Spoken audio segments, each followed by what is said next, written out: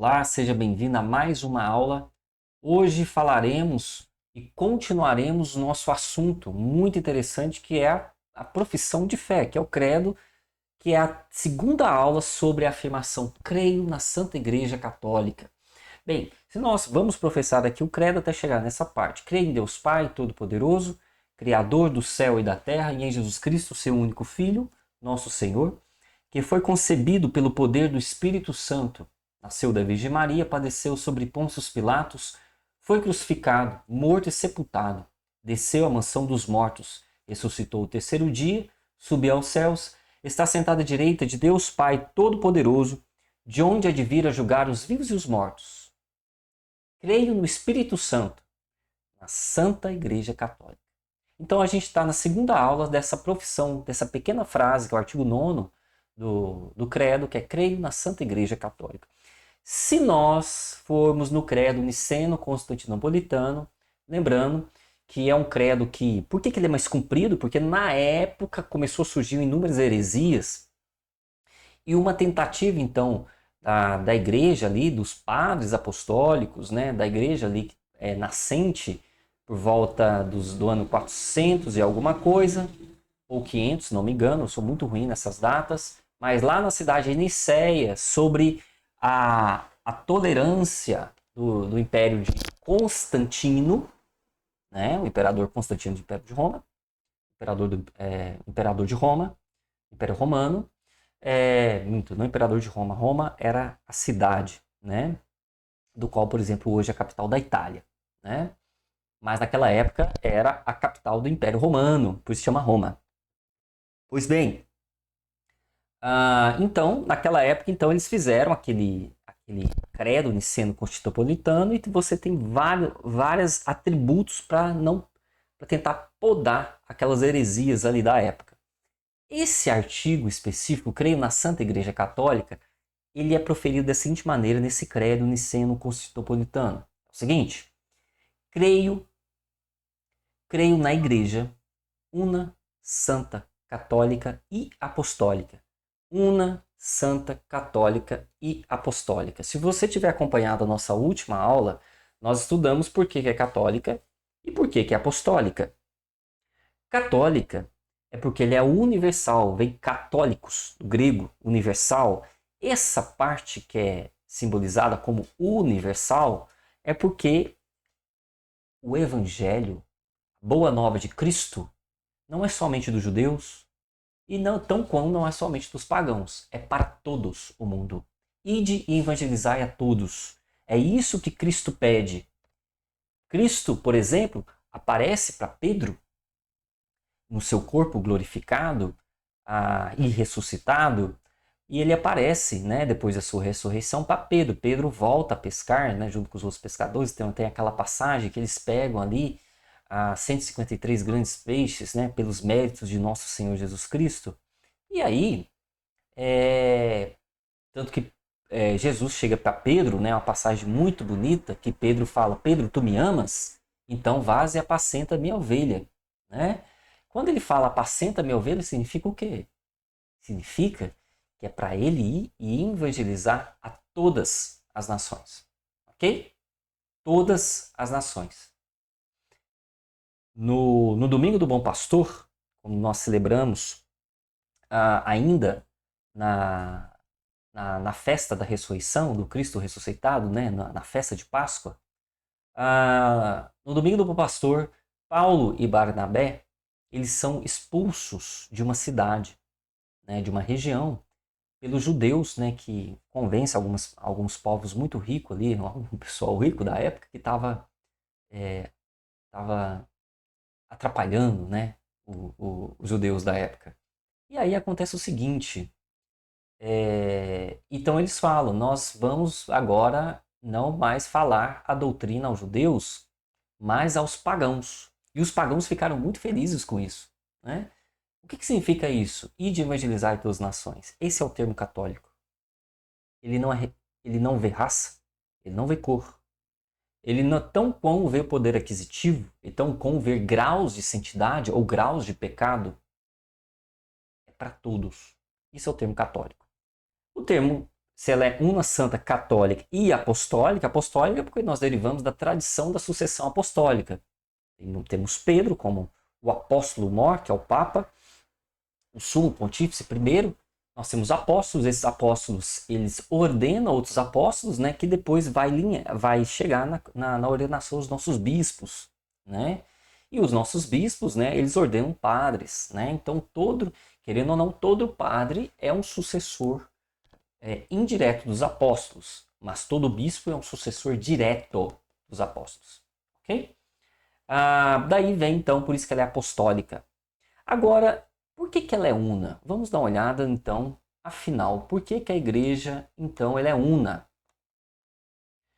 A igreja ela é una porque tem origem e modelo a unidade da trindade das pessoas que é um só Deus. Então, como por exemplo nós temos o Pai, o Filho e o Espírito Santo, são três pessoas da Santíssima Trindade, que a única diferença entre elas é a natureza, elas possuem a mesma substância, a mesma essência, né? Lá em metafísica, lembra que a gente tinha estudado um pouco sobre metafísica, no qual nós falamos que todo ente ele possui uma substância ou essência, um aspecto ou uma qualidade, né? A substância é aquilo, por exemplo, se eu professo que, se eu desenho um triângulo, por exemplo, eu peguei e desenhei um triângulo, né?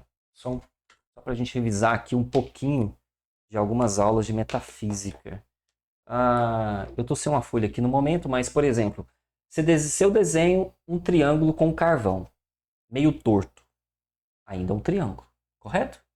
Se eu desenho um triângulo perfeitinho no CorelDRAW ou em algum software de computador, ele ainda é um triângulo. Se eu desenho no banco do ônibus um triângulo, ele chacoalhando e eu tentando desenhar, sabe? Você vai ver que o triângulo sai, mas ainda é um triângulo. Você consegue perceber que em termos de aspectos e visuais, existe uma coisa que eles são diferentes, mas existe uma forma comum, algo comum que une eles.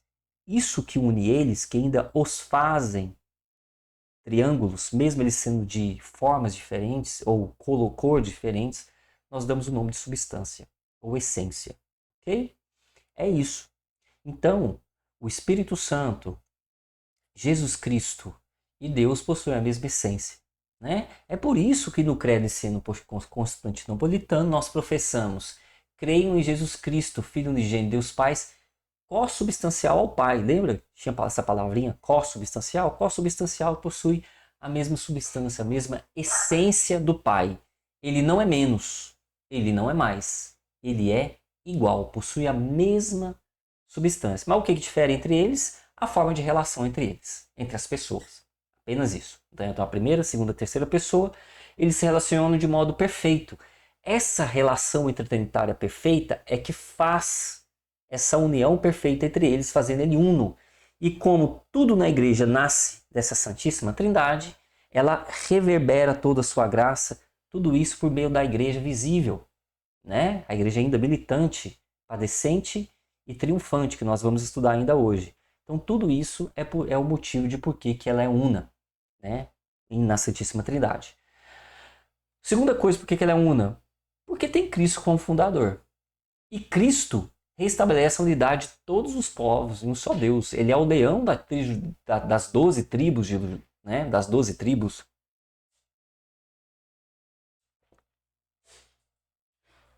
Ele escolhe, então, para si os méritos, então, de unir todas as criaturas ao redor de seu nome.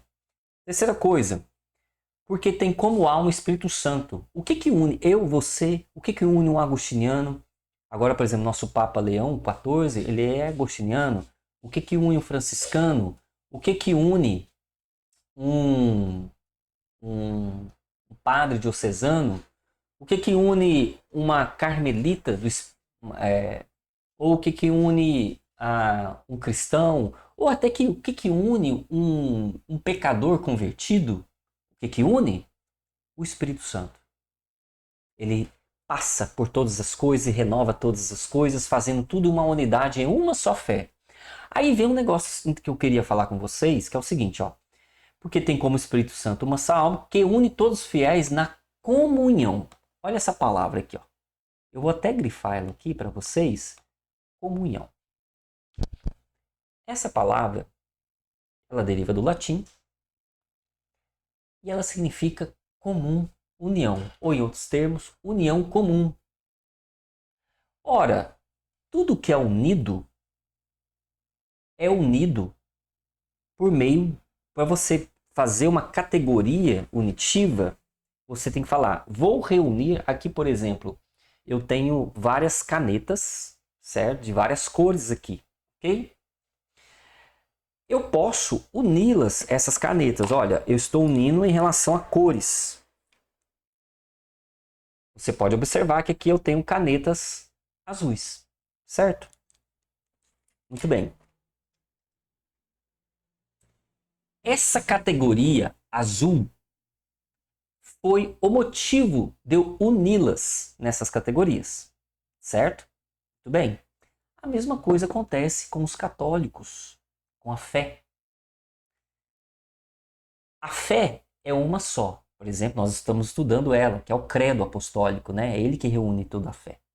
Então nós fizemos uma categoria, correto? Então agora nós unimos todos os cristãos, todas as coisas, tudo que participa da nossa santa igreja ao redor disso, ao redor dessa doutrina. Unindo ao redor dessa doutrina, nós podemos professar que todos estes estão em união comum. União comum porque tem uma só fé, uma só vida sacramental, uma única sucessão apostólica. Não tem duas, mas é única, uma linhagem única. Uma comum esperança. Qual que é a nossa esperança? O reino de Deus, a nossa salvação. E a mesma caridade, que é um amor maior, que é justamente o primeiro dom teologal. Né? Nós temos 3 dons, nós vamos estudar isso mais posteriormente, mas já adiantando, nós temos o dom da caridade, que é o amor perfeito, né? Que é o dom dado por Deus, não é pelos méritos humanos, mas pelos méritos divinos. Nós temos a esperança, a esperança do reino de Deus, a esperança salvífica, e nós temos nós temos o primeiro, que é a caridade, a esperança e a fé como dom teologal. Okay? Então nós somos reunidos unicamente por isso. Já falando um pouquinho, agora um pouquinho sobre português, o significado das palavras.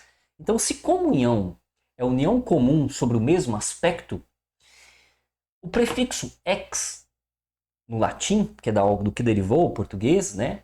Se nós formos, por exemplo, ex significa fora, né? Daí que vem, por exemplo, a palavra exportação. Nós pegamos de fora e trazemos para dentro, né? Então esse prefixo ex, exterior, significa fora, né? Então quando nós falamos ex comum união, nós estamos falando de excomunhão, nós estamos falando de pessoas que não professam, ou um atributo, um certo ato que não professa a mesma fé, que não está unido no mesmo objetivo comum, e existe uma imperfeição.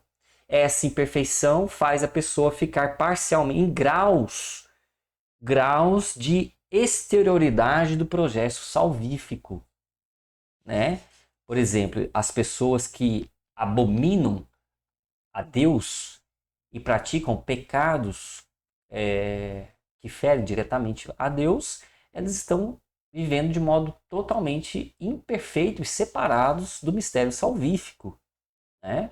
A essas pessoas, então, nós podemos falar que eles estão participando de modo imperfeito, né?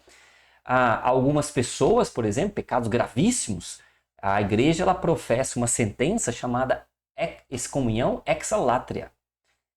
Excomunhão látria. Significa, a pessoa está excomungada devido à sentença no papel? Não, não senhora. O papel é apenas uma mera formalidade daquilo que já aconteceu espiritualmente, meu caro. Presta atenção. A igreja não tem o poder de desligar ninguém do projeto de salvação salvífica de Deus. Ela não tem esse poder. Ela não tem o poder de mandar ninguém para o inferno. Ela não tem o poder de mandar ninguém ser excomungada. É a própria pessoa que se auto-excomunga. Foi claro? É a própria pessoa que se excomunga. Por quê? Porque ela teve o livre-arbítrio. É por isso que nós precisamos professar e ensinar a doutrina, a boa doutrina, a sã doutrina a todas as gerações, a todos os povos. E nós, pelo ato nosso de misericórdia para com o próximo, estamos dando a oportunidade e ampliando o seu intelecto, limpando o seu intelecto do mundo, fazendo a dele ter mais oportunidade ainda de colher os bons frutos e de adiantar os frutos do céu aqui na terra. Entendeu? Isso é o critério da missão. Por que nós devemos evangelizar todos os povos? A evangelização é um ato de misericórdia para com o próximo. A missão é um ato de misericórdia para com o próximo. Ok? Então é por isso, ok? Vamos lá. Olha essa frase aqui, ó. Onde subsiste a única igreja de Cristo? Olha que interessante o que o nosso catecismo, o que o catecismo da Igreja Católica fala. Presta bastante atenção nisso aqui. E isso você, católico, tem que ter muito, muito claro. É importante nós termos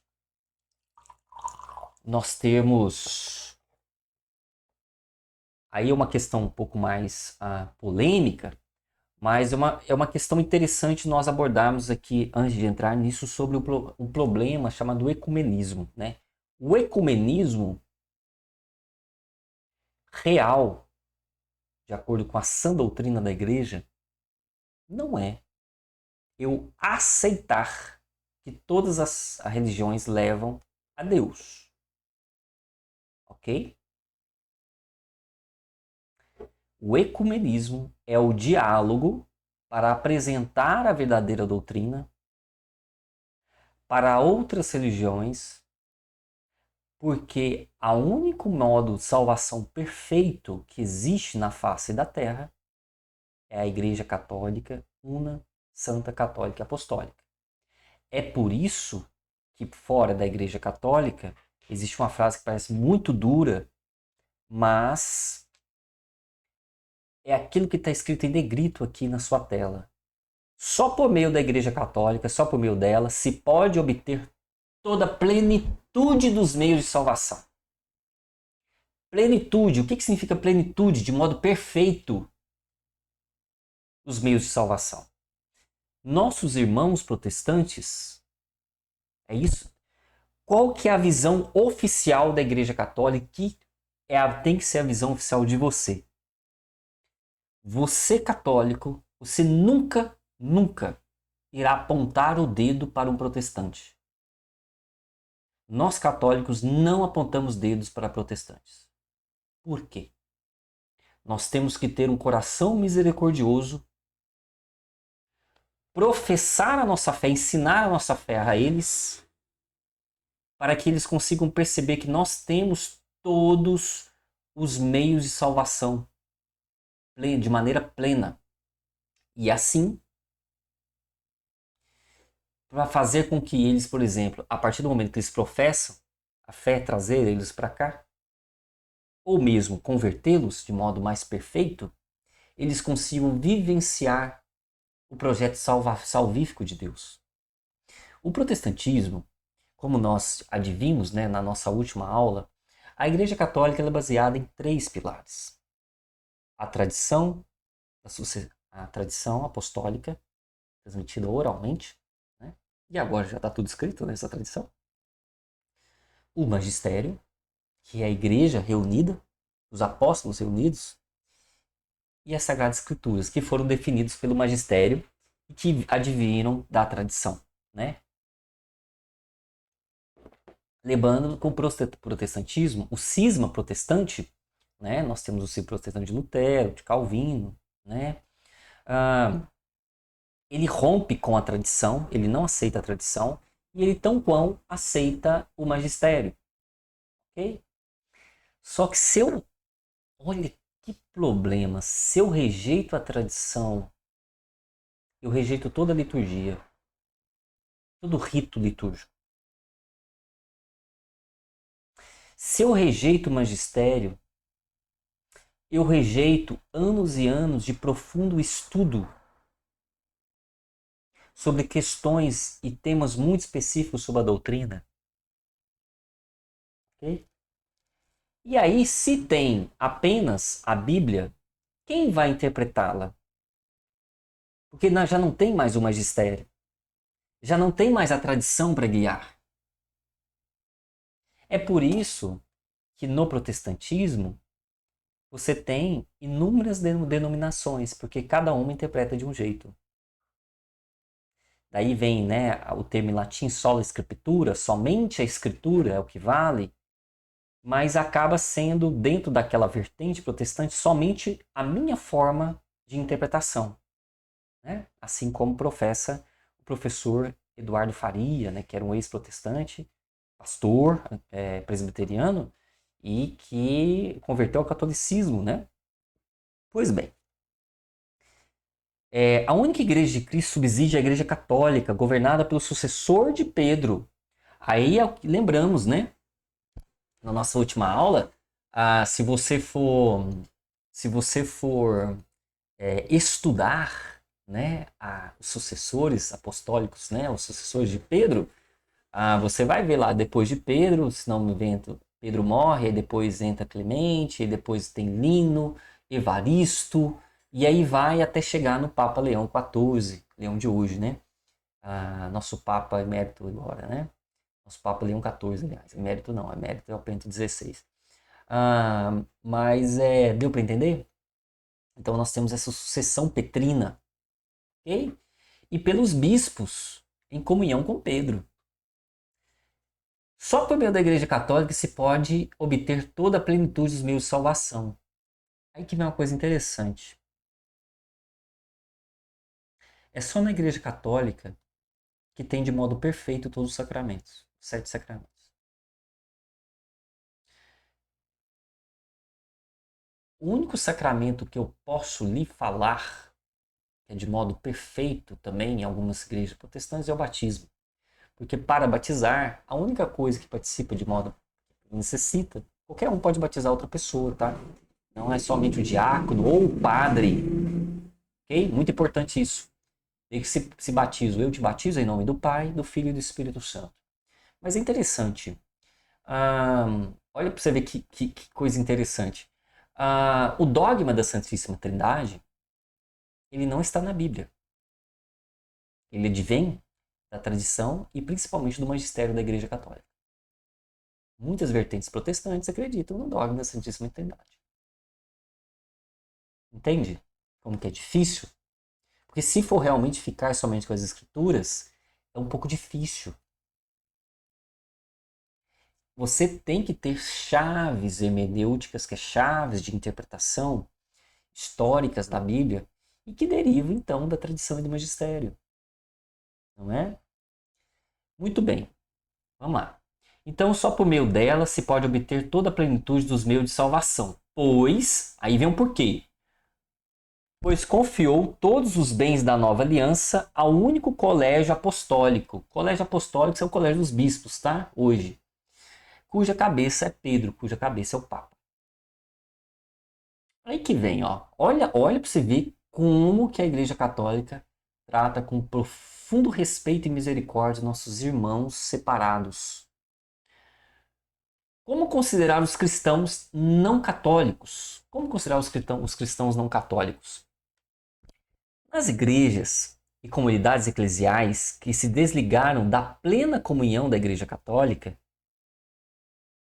encontram-se muitos elementos de santificação e verdade. Olha que importante o que sua doutrina está falando. Ela não está negando que no culto protestante, ali é tudo, tem coisas que não leva a Deus, ou não leva aos caminhos de salvação. Ela fala, não, nossos irmãos ali têm elementos salvíficos ali no culto protestante, na fé deles, porque eles acreditam na mesma Bíblia que a gente, professa o mesmo Jesus Cristo que nós.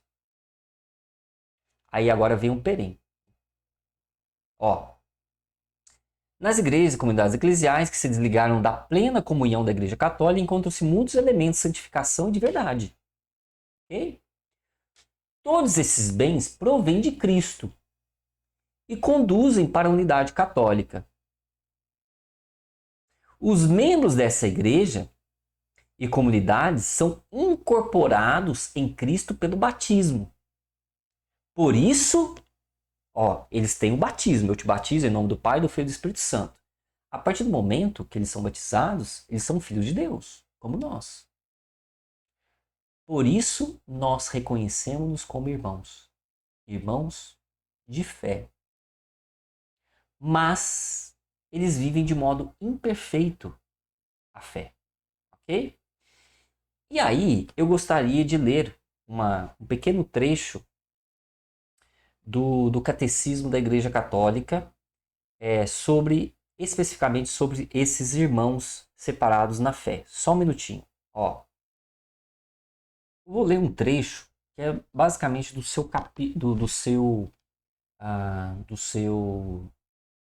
Catecismo da Igreja Católica, tá? Ele está de modo mais amplo. É o parágrafo 818. Se você tiver aí com o seu catecismo, abra, que é aquele catecismo amarelinho, abra no parágrafo 818, que vai falar sobre o modo como a igreja trata os irmãos separados que romperam com a comum união da Igreja Católica. Olha que bonito. Os que hoje nascem em comunidades provenientes de tais rupturas, ou seja, rupturas, então os nossos irmãos protestantes de hoje, e que vivem a fé de Cristo, eles vivem a fé de Cristo. Olha que interessante, não podem ser acusados do pecado de divisão. A Igreja Católica abraça-os com respeito e caridade fraterna. Justificados pela fé, recebida no batismo, incorporados em Cristo, é a justo título que se honram com o nome de cristãos e filhos da Igreja Católica. Eles também são reconhecidos como filhos da Igreja Católica. Reconhecem-nos legitimamente como irmãos do Senhor. Então, por isso, meu caro, um protestante é o nosso irmão. Ok? Qualquer protestante é nosso irmão. Quem fala não é o Douglas. Quem fala é sua Santa Igreja Católica, que acolhe todo mundo como mãe. Já viu uma mãe renegar algum tipo de filho? Não. Mães que vivem a plenitude da maternidade, pode ser o filho adotivo, pode ser o filho biológico, ela trata-os como filhos. É assim a igreja faz. O que ela faz? Ela então, como uma mãe que quer o melhor para o seu filho, ela faz o seguinte: olha, o seu caminho está um pouco errado. Vem cá viver de modo perfeito. Converte-me. Venha professar a mesma fé. Essa é a nossa missão em relação aos protestantes, nunca de acusá-los. Ok? Se eles estão nos acusando, você pega e reza. Porque no juízo final e no juízo particular, depois, eles vêm com Jesus sob esse ato acusativo deles. Ok? Mas tem argumento, tem apologética. Desenvolva sua apologética no momento de defesa da sua fé. Não para acusar, mas para educar e trazer a salvação plena para aquela alma. Ok? Vamos lá. Nós falamos que ela é una, né? Porque é comunhão, a gente entendeu que ela é católica, apostólica. Agora, por que ela é santa? Una santa, católica apostólica. Por que ela é santa? A igreja é santa porque Deus Santíssimo é o seu autor. Ela é santa pelos méritos dela, pelos méritos dos homens, mas nunca. Gente, se nós. Essa igreja. Gente, eu não presto. E me perdoe a sinceridade, você também não presta. Todo homem é carregado do pecado original de suas marcas. Não, ninguém presta. Todos os que passaram pela igreja não presta também. Mas por que nós então falamos que a igreja é santa? O que resplandece de santidade em mim não tem nada a ver comigo. Não é pelos meus méritos, é pelos méritos de Cristo. É pelos méritos de Deus, do Espírito Santo. É É por isso que a igreja é santa. Se a igreja é movida pelo Espírito Santo, se Cristo é a cabeça, se Deus assim o quis, logo ele vai irradiar a sua santidade. É por isso que a igreja, nós falamos que ela tem essa vertente. A igreja é santa, mas que a igreja é formada por pecadores. Ok? Todo mundo é pecador, não adianta. E o lugar do pecador é dentro da igreja, não é fora. A igreja é santa porque Deus Santíssimo é o seu autor. Cristo entregou a ela para santificar e fazer dela santificadora. E o Espírito Santo vivifica com a sua caridade. Nela se encontra a plenitude dos meios de salvação. Olha novamente a frase que o catecismo está falando. Nela se encontra de modo perfeito os meios de salvação, a plenitude. A santidade é a vocação para cada um de seus membros e o fim de cada uma de suas atividades. A igreja inclui no seu interior a Virgem Maria, que a gente dá aquele tributo da hiperdulia, né? Que é a veneração, a veneração perfeita. Nós não adoramos os santos. Se você estiver colocando Nossa Senhora acima de Deus, você está pecando gravemente contra o primeiro mandamento. E me perdoe, você não é católico. Tá? Primeiro a Deus, o único a ser adorado. Nós falamos o culto de latria e depois vemos cultos de dulia. Hiperdulia, Nossa Senhora. Protodulia a São José e depois o culto de veneração e dulia aos santos. Ok? A igreja inclui no seu interior a Virgem Maria e inumeráveis santos como modelos intercessores. Modelos. A santidade da igreja é a fonte de santificação de seus filhos. Que aqui na terra se reconhece todos os pecadores. Olha para você ver que aqui na terra, tá vendo? Não está falando que ninguém é santo dentro da igreja católica, não. Se reconhece como todos os pecadores, sempre necessitados de conversão e de purificação. É por isso que a primeira coisa depois do início da celebração de uma missa é você ajoelhar e pedir perdão. Que tem um ato penitencial que você pede: Cristo, tem de piedade, Senhor, tem de piedade de mim, Cristo tem de piedade de mim, Senhor, tem de piedade de mim. Por isso que toda a missa você se reconhece como pecador. Não tem ninguém que não é pecador dentro da igreja católica. Okay? Inclusive o Papa. O único ser que passou na face da terra que não tem pecado chama-se Nosso Senhor Jesus Cristo, tá? O único. Pelos seus próprios méritos. Maria não teve pecado, foi imaculada, não pelos méritos dela, mas pelos méritos de Cristo. Os santos, os grandes santos, que chegaram a um tempo que talvez alguns não tiveram pecado, muito difícil, mas se eles chegaram a esse grau, é porque pelos méritos de Cristo, não pelos méritos dele. Ok? Amenas a Cristo, ad maiorem Dei gloriam. Graças a Deus a todas as coisas. Porque a igreja católica, a gente já viu isso, né? A igreja católica é universal, porque nele está presente a Cristo, ela é para todas as nações. Aí vem um termo muito interessante, porque existe a igreja particular. Esse termo particular é...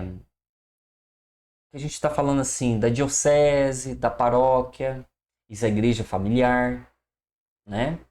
Formada pela comunidade de fiéis cristãos que estão em comunhão de fé e sacramentos. Seja com o bispo, nós temos nosso bispo aqui, né? Nós temos a diocese. Toda diocese ela é governada por um bispo. Ok? É um sucessor direto dos apóstolos. Ordenado na sucessão apostólica, seja com a igreja de Roma, que preside a caridade. Então nós temos assim o chefe, nosso quartel-general é Roma. Okay? Quem pertence à Igreja Católica? Todos os homens, de diferentes modos, pertencem ou estão ordenados à unidade católica do povo de Deus. Estão plenamente incorporados na Igreja Católica aqueles que, tendo o Espírito Santo e encontrado unidos a ela pelos vínculos da profissão de fé. O que é a profissão de fé? Que a gente está estudando, o credo. Por isso que a primeira coisa que a gente estuda no catecismo é o credo. Entendeu? É ele que une todo mundo, você bater no peito e falar assim: eu sou católico por causa disso aqui, ó, que está escrito. Ó. repetindo, se encontram unidos, né? São todos aqueles que se encontram unidos pelo vínculo da profissão de fé, dos sacramentos, muito importante, do governo eclesiástico, que é um governo eclesiástico, toda essa hierarquia da igreja, e da comunhão. Os batizados que não se encontram plenamente nessa unidade católica, com os nossos irmãos protestantes, estão numa certa comunhão. E de alguma forma eles estão em comunhão conosco, ainda que de modo imperfeito. Ok? É isso que eu tenho que bater muito bem na cabeça de vocês. Nossos irmãos estão em comunhão conosco, com a Igreja Católica, mas de modo imperfeito. Qual a relação da Igreja Católica com o povo judeu? Nós derivamos, o cristianismo é derivado do judaísmo, né? Cristo, ele pega as leis judaicas e aperfeiçoa elas. Tanto que ele fala, eu não vim para abolir a lei, eu vim para aperfeiçoá-la, né? A Igreja Católica reconhece a sua relação com o povo judeu no fato de Deus ter escolhido esse povo entre todos para primeiro acolher a palavra. Ele mandou para o povo judeu, né? É o povo judeu que pertencem à adoção dos filhos, à glória, às alianças, à legislação, né? Por exemplo, os mandamentos, o culto, as promessas, os patriarcas. Dele provém Cristo segundo a carne, né? Então, por exemplo, nós vemos os profetas, todos os profetas anunciaram que veria o Messias, né? Mas esse anúncio foi o quê? Foi nossos judeus, nossos irmãos judeus. Diferentemente das outras religiões não cristãs, a fé judaica já é a resposta à revelação de Deus na antiga aliança. Então, olha só, se a gente for fazer uma escala, nós temos assim a Igreja Católica, aí vendo um pouquinho assim de modo imperfeito nossos irmãos protestantes, e de um modo ainda mais um pouquinho imperfeito, uma escala de imperfeição, nós temos a religião judaica, né? Então, nossos irmãos judaicos da religião judaica estão de alguma forma unidos à Igreja Católica. Eles são nossos irmãos, mesmo que não professam Cristo. Ok? Deu para entender por que a Igreja é mãe? Ela não exclui ninguém, ela quer todo mundo dentro. Certo? Daí vem o ato ecumênico de você dialogar com as religiões, diferentes vertentes e mostrar, não ceder, mostrar a verdadeira religião. Ok? Que ligação há entre a Igreja Católica e as religiões não cristãs? Por exemplo, Umbanda, essas coisas. Vamos ver. Antes de mais, há um laço comum da origem e fim de todo o gênero humano. A Igreja Católica reconhece que tudo que de bom e de verdadeiro existe nas outras religiões vem de Deus. Por exemplo, algumas religiões praticam desapego material. Algumas religiões não cristãs. Isso é bom, isso vem de Deus. Ela reconhece que é reflexo de sua verdade, pode preparar para colher o evangelho e mover a direção à unidade e humanidade de Cristo. O que ela abomina? As coisas que não são de Deus. Por exemplo, conversar com mortos. Se você conhece alguém que se professa espírita e diz que é católico, ele não é católico. Ele não conhece nada da Igreja Católica. A palavra de Deus é muito clara para não conversar com os mortos. Ok? Porque somente a Deus pertence os desígnios. Esse é o primeiro mandamento. Quando nós estudarmos o primeiro mandamento, amar a Deus sobre todas as coisas, vai ficar muito, muito claro para vocês. Perdão. Como que algumas religiões elas atentam diretamente contra o primeiro mandamento divino. Ok? O que significa a afirmação fora da igreja não há salvação? Significa a afirmação real, fora da igreja não há salvação de modo perfeito. Significa que toda a salvação vem de Cristo cabeça por meio da igreja. É aí que existe um problema nos protestantes, eles não sabem o que é a igreja. Olha para você ver, nós estamos gastando 3 aulas, que é um conjunto muito complexo de atributos para você conseguir entender o que é a igreja. E a gente não terminou. Tem ainda a próxima aula e ainda um aspecto muito importante aqui sobre a igreja triunfante, padecente, militante. Então, fora da igreja não há salvação. Significa que toda a salvação vem de Cristo, cabeça, por meio da igreja. A igreja é o meio, mas quem salva é Cristo, entendeu? Se nós somos igreja, e a igreja é o meio para que um Cristo salvar a humanidade, logo, Cristo necessita, porque Ele quer nossa coparticipação no projeto salvífico. Então, ele depende de você, mané.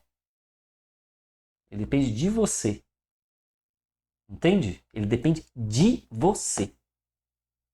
Por isso que ele é claro, ele deu a missão aos apóstolos e de evangelizar. Eu preciso de vocês, boca a boca, eu preciso de vocês testemunhar e anunciar o reino de Deus a todas as criaturas. Certo? Opa, perdão, gente. Eu acabei saindo. Opa. Vamos aqui pelo, creio, aqui. Isso. Vamos lá. Então, a expressão fora da igreja não há salvação significa que toda salvação, vem de Cristo cabeça por meio da igreja, que é o seu corpo. Portanto, não poderiam ser salvos os que, conhecendo a igreja como fundada em Cristo e necessária a salvação nela, não entrassem e nela não perseverassem. Por que a igreja deve anunciar o evangelho a todo mundo? Primeiro, porque Deus mandou, né? Porque Cristo ordenou, tá vendo? E de ensinar em todas as nações, batizando em nome do Pai, do Filho e do Espírito Santo.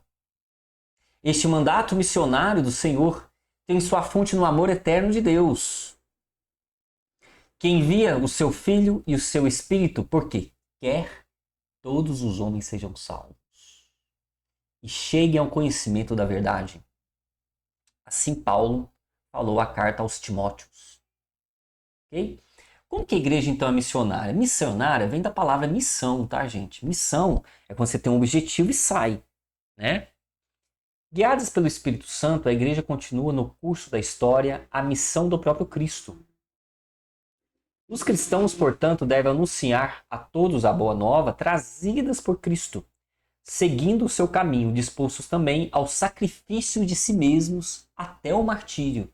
Se nós pegarmos inúmeros santos que nós veneramos, que honramos e não adoramos, adoração somente a Deus, você já percebeu que inúmeros santos consideram a vida por Cristo? Mesmo sob o fio da espada, foram decapitados e não negaram a Cristo. E eu não estou falando de... E eu não estou falando de santos muito antigos, não, gente. Hoje existe uma perseguição muito grande de inúmeros cristãos, por exemplo, em solo africano, em solo do Oriente Médio, cristãos católicos, tá? Eles não cedem, eles preferem morrer, do que abandonar a fé em Cristo. Isso acontece ainda hoje. Vá no site ACN, ajude, é um apostolado chamado Ajuda a Igreja que Sofre. Lá existem os relatórios dos cristãos perseguidos em 2025 no mundo. Seja por governos, seja por outras etnias, seja por outras religiões. Isso aí existe ainda hoje. Existem vários martírios silenciosos ainda que ninguém fala no mundo. É uma coisa que ninguém fala. Ok? E aí eu te pergunto, meu irmão. Suponhamos que hoje nosso Brasil ele está caminhando para uma ditadura estatal. E que se acontecesse, Deus me livre e guarde, como acontece na Nicarágua, de pessoas serem presas por serem católicas e contra o regime da ditadura comunista, por exemplo, ou ditadura liberal, pois a Rerum Novarum do Papa Leão XIII condena o liberalismo e o comunismo. Pergunto, se esse sistema falasse, nega a sua fé, cala a boca, senão você vai preso? Pergunto, você vai negar Cristo? Ou você prefere ser preso? Isso é o martírio. Okay? Isso é o martírio. O martírio é aquela mãe, aquele pai que educa o menino na fé. Porque tem que tirar aquele tempo para educá-lo. Certo? Porque a igreja é apostólica? Vamos lá. Nós vimos, né, pela sucessão dos apóstolos. Só falando uma coisa interessante, na liturgia, gente, todas as vezes que nós estamos venerando um santo martirizado, a liturgia, os paramentos são vermelho, tá? Qual é essa cor dessa camisa? Por exemplo, se você for na missa do Sagrado Coração de Jesus, é vermelho, que celebra o martírio de Cristo. São Estevão, São Sebastião, Cosme e Damião, Santa Mônica, Lino, Clemente, os primeiros papas, né? São Pedro e São Paulo, né? Então você vai ver que todos eles foram mortos em nome da fé de Cristo. Por isso nós temos o vermelho, usando o martírio, o entregue. A Igreja Apostólica, pela sua origem, sendo construída sobre o fundamento dos apóstolos, pelo ensino, que é o mesmo dos apóstolos, pela estrutura, que é o mesmo dos apóstolos, nós herdamos isso. A estrutura da igreja nós herdamos dos apóstolos, pela sua estrutura, enquanto instruída, santificada e governada, até o regresso de Cristo, pelos apóstolos, graças e seus sucessores, em bispo, em como... Nossa, palavra difícil. A igreja é católica, a igreja é apostólica pela sua origem, sendo construída sob o fundamento dos apóstolos. Todo mundo entendeu isso? Ela também é apostólica pelo ensino, que é o mesmo dos apóstolos. Ela também é apostólica pela sua estrutura. Como? Enquanto ela foi instruída, santificada e governada até o regresso de Cristo pelos apóstolos. Graças aos seus sucessores, os bispos, em comunhão com o sucessor de Pedro, que é o Papa. Em que consiste a missão dos apóstolos? A palavra apóstolo significa enviado. A palavra apóstolo significa enviado, do grego, né? Jesus, o enviado do Pai, chamou a si 12 entre os seus discípulos e constitui como os seus apóstolos, fazendo deles testemunhas escolhidas da ressurreição e fundamentos da sua vida em Cristo, da sua igreja. Deu-lhes o mandato de continuarem a sua missão, dizendo: como o Pai me enviou, assim também eu envio a vós. E prometeu estar com eles até o fim do mundo. E por fim, o que é sucessão apostólica? Sucessão apostólica é a transmissão mediante o sacramento da ordem. O sacramento da ordem é o sacramento no qual nós pegamos um jovem e o transformamos em padre, em presbítero. Presbítero e padre é o mesmo nome. Tá? Às vezes na liturgia vai estar assim, pelos presbíteros da Santa Igreja Católica. O que é presbítero, Douglas? Presbíteros é padres. Okay? A sucessão apostólica é a transmissão mediante o sacramento da ordem, da missão e do poder dos apóstolos sucessores, os bispos. Os bispos são os sucessores diretos dos apóstolos. Graças a esta transmissão, a Igreja transmite em comunhão de fé, de vida com sua origem, enquanto ao longo dos séculos orienta todo o seu apostolado para a difusão do reino de Cristo na Terra. Aí vem o último coisa muito bacana que eu gostaria de mostrar para vocês, que é esse pequeno gráfico aqui. É o seguinte, a igreja, ela possui 3 andares, digamos assim. Os cristãos ainda vivos, lembre que nós professamos que nós acreditamos na comunhão dos santos. Nós acreditamos na vida eterna, né? E a igreja, ela é formada pelos cristãos ainda vivos, que é no andar de baixo, assim, digamos, que nós chamamos de igreja militante, aí é aquela ainda que está aqui militando, militar, missionária, ela está indo lá fazer a sua missão, evangelizar ainda na terra. Nós damos o nome de igreja militante. Quando morremos, muitas almas necessitam ser purificadas, elas vão para o purgatório. Ali nós damos o nome de igreja padecente, que já na igreja primitiva existem números, e quando igreja primitiva eu falo os padres apostólicos, né, há vários documentos dos primeiros séculos de pessoas rezando pelos mortos, pelas almas dos mortos, né, no purgatório.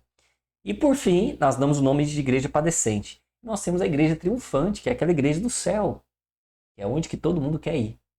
Então a igreja católica também é formada pela igreja primitante, padecente e igreja triunfante. Ok? Pessoal, é isso.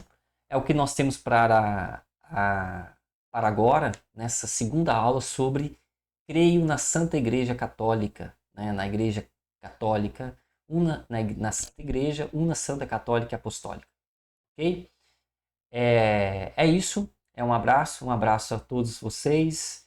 Fiquem com Deus e até a próxima aula.